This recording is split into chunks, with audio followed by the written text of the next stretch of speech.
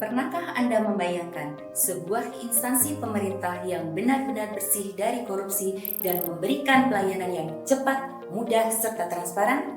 Inilah tujuan utama pembangunan zona integritas menuju wilayah bebas dari korupsi dan wilayah birokrasi bersih melayani.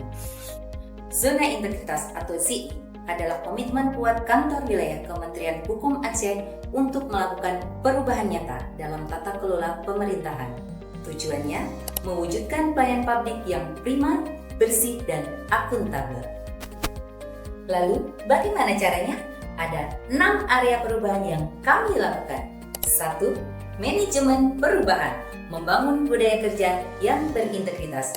Kedua, penataan tata laksana, meningkatkan efektivitas prosedur pelayanan. Ketiga, penataan sistem manajemen sumber daya manusia, yaitu memastikan pegawai profesional dan berkompeten. Keempat, penguatan akuntabilitas kinerja, yaitu mewujudkan transparansi dalam setiap kebijakan. Kelima, penguatan pengawasan, yaitu mencegah penyalahgunaan wewenang dan gratifikasi. Keenam, peningkatan kualitas pelayanan publik, yaitu memberikan pelayanan yang cepat, mudah, dan bebas pungli. Semua upaya ini bukan hanya sekedar seremonial. Kami berkomitmen penuh agar masyarakat dapat merasakan manfaat secara langsung.